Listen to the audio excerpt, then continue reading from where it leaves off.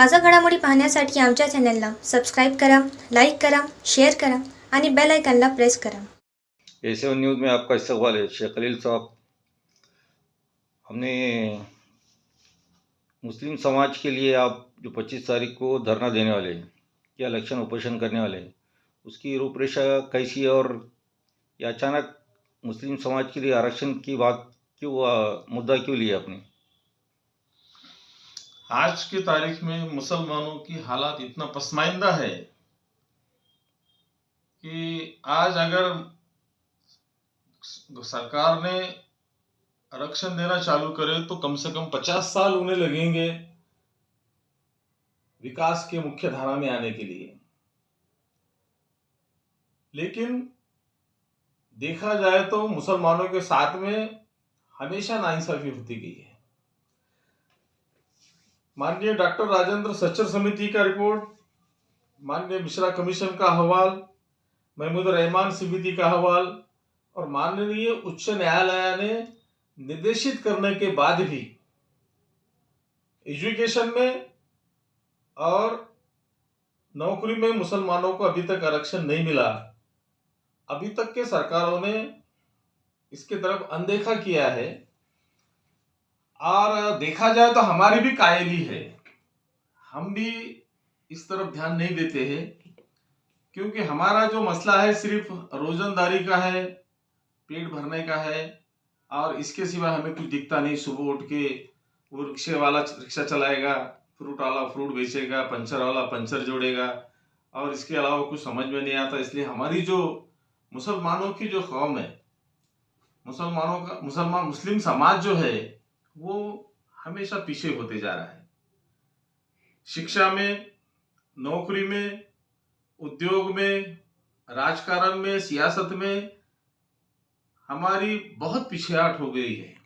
नहीं, इससे पहले भी मुस्लिम की तरफ से इसका मुतालबा किया गया था आरक्षण के लिए, लेकिन होता क्या देखने में आता है कि एक दिन का इलेक्शन ओपोजिशन होता है, लोग 1000-2000 जमा हो जाते हैं मुस्लिम और बाद में उसको भूल जाते, लीडर भी भूल जाते, अवाम भी भूल जाते। ऐसा क्यों होता?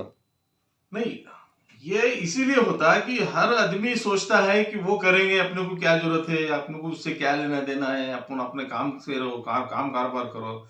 इसके पहले भी हमने प्रयास किया है, लेकिन अब की बार राष्ट्रवादी भवन में जहां पर सारे मुस्लिम जिम्मेदारों की नेताओं की मीटिंग हुई, उस मीटिंग में ये तय हुआ कि हम पूरे महाराष्ट्र भर फिरेंगे, सारे महाराष्ट्र के लोगों को जागरूक करेंगे और महाराष्ट्र राज्य के नेतागण, जो वरिष्ठ नेता हैं, माननीय शरद चंद्र जी पवार साहब, माननीय उद्धव ठाकरे साहब, माननीय नाना पाटोले साहब, इनकी मुलाकात करेंगे और आंदोलन तब तक जारी रहेगा जब तक ये मुसलमानों को आरक्षण नहीं मिलता।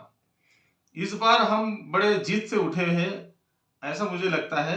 और मीटिंग में भी हमारे राष्ट्रवादी भवन में हमारे बहुत सारे जिले के लीडर्स आए थे, जिसमें मुनीर पटेल साहब है, जकी कुरैशी साहब है, नियाल भैया है, शकील भाई है, बुरहान पहलवान साहब है, पठान इमरान खान है, नजीब खान पठान है, ऐसे बहुत सारे लीडर्स उस वक्त आए थे। और बसमत के सुभान अली साहब ने भी अच्छा वहां पर एक वक्तव्य दिया है इस ताल्लुक से कि मुस्लिम जन जागृति में पीछे भी है, जन जागृति नहीं होने की वजह से आरक्षण का मिलना भी मुश्किल होते गया है। आज जो है तो हम शिक्षा में इतने पीछे हो गए हैं कि जो दलित भैया जो आरक्षण ले रहे हैं उनके बरोबरी तक छोड़ो, उनके भी 25 साल हम पीछे हैं। आज की तारीख में भी अगर हमें आरक्षण दिया गया तो हम 50 साल हमें लगेंगे कि वो मुख्य धारा में आने के लिए। तो इसके लिए हमारा प्रयास रहेगा और इस आंदोलन को सारे लोगों ने समर्थन देना चाहिए। एक दिवसीय ये लाक्षणिक उपोषण है, लेकिन ये हमारे शासन को, महाराष्ट्र शासन को, राजकर्ताओं को, सारे लोगों को एक उनका ध्यान आकर्षित करने के लिए ये लाक्षणिक उपोषण है।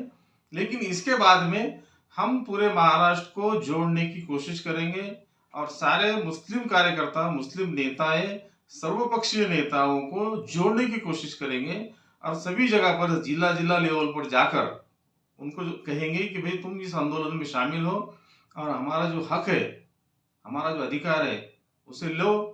जबकि मुसलमानों का अगर विकास होगा तो देश का विकास होगा, और देश का विकास करना है तो मुसलमानों को आरक्षण देना यहाँ पर बहुत जरूरी है।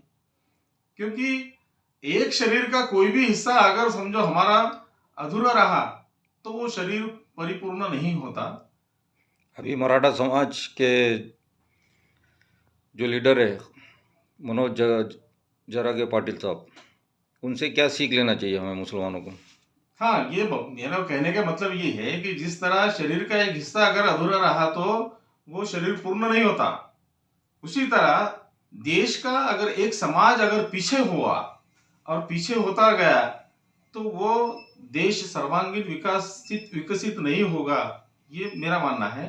क्योंकि सभी समाज के लोगों को साथ में लेकर चलना जरूरी है। सबका साथ, सबका विकास, सबका विश्वास, यहाँ पर हम फेल होते गए हैं। तो यहाँ पर सबका विकास नहीं हो रहा है। जहां तक मुस्लिम समाज का तो विकास का कोई सोच भी नहीं रहा, और मुस्लिम भी खुद सोच नहीं रहा कि हम हमारा विकास करके लेंगे। जरांगे पाटिल साहब से यही सीख लेना चाहिए कि जो एक गरीब घराने का एक किसान, छोटा सा किसान, जिसने महाराष्ट्र में सारे जगह जगह पर शांतिपूर्वक आंदोलन करके अपनी मांग को पूरी करने के लिए जीत कर रहे हैं, तो आज के तारीख में उसी तरह से हमारे मुसलमान भाइयों ने रोड पर आकर अपना हक लेना चाहिए। नहीं, इस बार जो इलेक्शन ओपोजिशन है, ये इलेक्शन के मद्देनजर है क्या? इसको आगे जहां तक ये जो उपोषण है किसी पार्टी की तरफ से नहीं है, ये मुस्लिम समाजाच्या वतीने लाक्षणिक उपोषण आहे, ऐसा निवेदन मैं यहाँ के जिलाधिकारी साहब पापड़कर साहब से मिलकर और उनसे डिस्कशन कर ये निवेदन दिया हूं।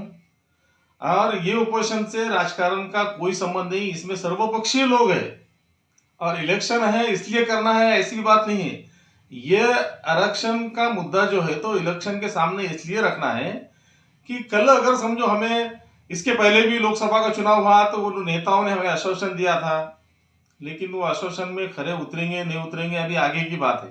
लेकिन अभी महाराष्ट्र के इलेक्शन होने जा रहे हैं, तो होने के पहले अगर अपने वरिष्ठ जो नेता है, राज्य के जो वरिष्ठ नेता है, उनसे ये बात कहना है कि जब तक हमें आरक्षण नहीं देंगे तब तक हम आपको समर्थन नहीं करेंगे।